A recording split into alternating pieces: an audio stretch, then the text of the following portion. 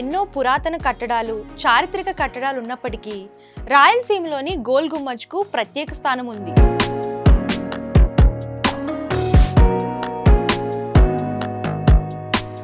సుమారు 400 ఏళ్ల కిందట కర్నూలు నగరంలోని హంద్రీ నది ఒడ్డున నిర్మితమైన గోల్ గుమ్మజ్ చెక్కు చెదరలేదు. ఇది భారత్లోనే అతిపెద్ద గోల్ గుమ్మజ్గా పేరుగాంచింది. అంతేకాదు, ఆగ్రాలోని తాజ్మహల్, బీజాపూర్లోని గోల్ గుమ్మజ్లను మించి ఉన్న కర్నూలు గోల్ గుమ్మజ్పై ఆంధ్రప్రభ స్పెషల్ స్టోరీ.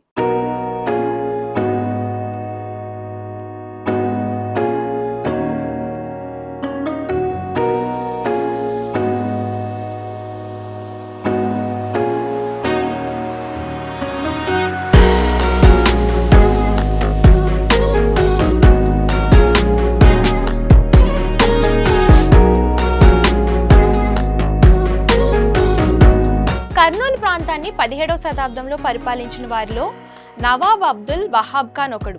ఆయన 16 ఏళ్ల పాటు నవాబుగా కర్నూలును పరిపాలించాడు. 1619 నుంచి 20లో బీజాపూర్ సుల్తాన్ గవర్నర్ అయిన అబ్దుల్ వహాబ్ ఖాన్ విజయనగర సామ్రాజ్యపు సామంత రాజైన అరవిటి గోపాల్ రాజ్ మధ్య యుద్ధం జరిగింది. గోపాల్ రాజ్ తన బంధువులైన అనెగొంది, గండికోట, ఔకు, పెనుగొండ రాజుల సహాయంతో వహాబ్ ఖాన్ను తిప్పికొట్టాడు. వహాబ్ ఖాన్ కర్నూలు కోటను ఆక్రమించే తొలి ప్రయత్నంలో విఫలం చెందాడు. అయితే వహాబ్ ఖాన్ 1624లో రెండోసారి దండయాత్ర చేశాడు. ఈసారి గోపాల్ రాజ్ తన బంధువుల నుంచి ఏ సహాయాన్ని పొందలేకపోయాడు. ఒంటరిగా పోరాడి పరాజయం పాలయ్యాడు. దీంతో వహాబ్ ఖాన్ కర్నూలును స్వాధీనపరుచుకున్నారు. బీజాపూర్ సుల్తాన్ 2వ ఇబ్రహీం ఆదిల్ షా ఈ విజయానికి కానుకగా వహాబ్ ఖాన్ను కర్నూలు నవాబుగా ప్రకటించారు.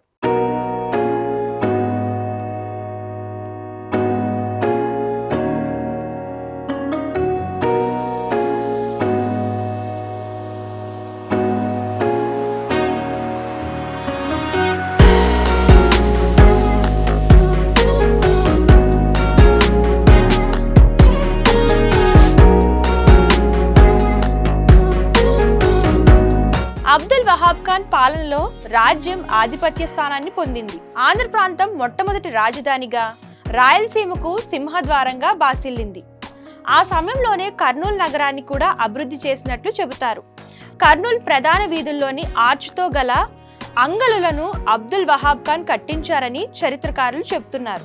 అయితే ఇంతటి ఘనత ఉన్న వహాబ్ ఖాన్ సమాధిని హంద్రీ నది ఒడ్డున క్రీస్తు శకం 1620వ సంవత్సరంలో నిర్మించారు.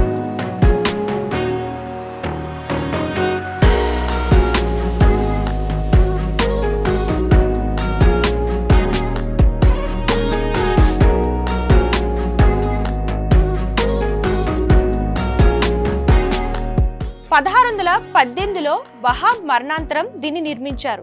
ఇది బీజాపూర్లోని ఇబ్రహీం రౌజా సమాధిని పోలి ఉంటుంది. ఈ సమాధి చతురస్రాకారంలో ఉండి భారీ గుమ్మటపు కప్పుతో ప్రతి మూల వద్ద ఛత్రమును కలిగి ఉంటుంది.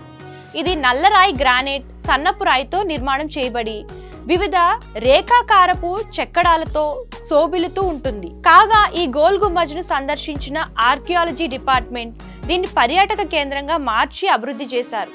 అలాగే పర్యాటకుల కోసం ఒక స్పాట్ లైట్ ను కూడా ఏర్పాటు చేశారు.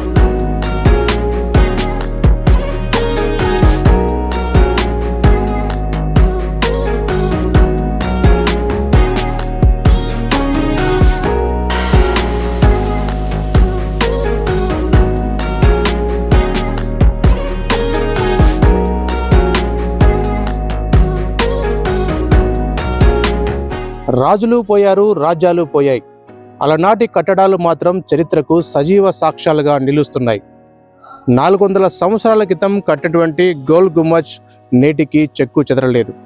కర్నూలు మొదటి నవాబు పరిపాలించినటువంటి ఈ గోల్ గుమ్మజ్ పై ఆంధ్రప్రభ ప్రత్యేక కథనం.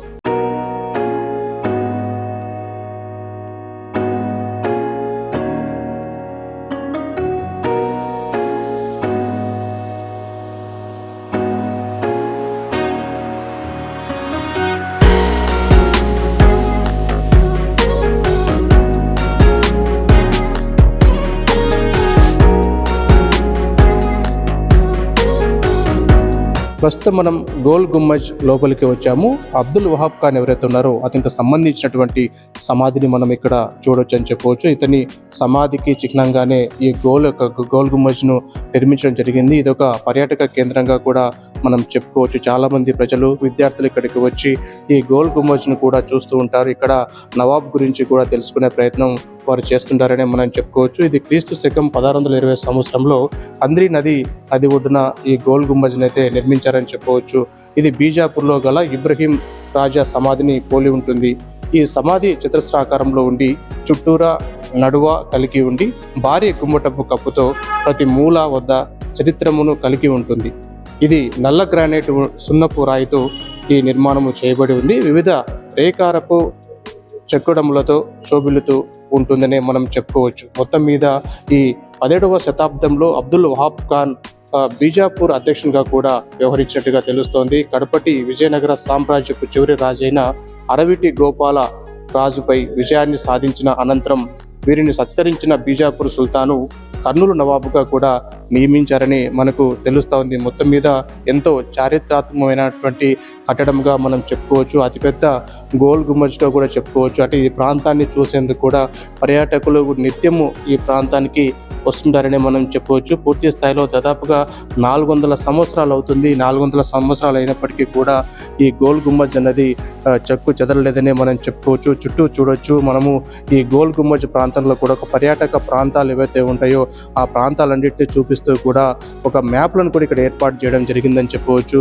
పూర్తిగా చూసుకుంటే ఒక సుందరమైనటువంటి ఒక చారిత్రాత్మక కట్టడం అనే మనము చెప్పుకోవాలి. పూర్తి స్థాయిలో చాలా మంది ఎవరైతే పర్యాటకులు ఉంటారో వారందరూ కూడా ఈ ప్రాంతానికి వచ్చి ఈ గోల్ గుమ్మజ్ను అయితే చూస్తూ ఉంటారు. ఎంతో ప్రసిద్ధిగాంచినటువంటి కర్నూలుని మొదట పరిపాలించినటువంటి నవాబుకి చిహ్నంగానే, ఆయన గుర్తుగానే ఈ గోల్ గుమ్మజ్ను కూడా నిర్మించడం జరిగింది. ఆయన పరిపాలనలో కూడా కర్నూలు నగరాన్ని ఎంతో అందంగా, అంటే వీధులు కావచ్చు, ఒక చాలా అభివృద్ధి కూడా చేశాడని చెప్పేసి కూడా చరిత్ర చెబుతోంది.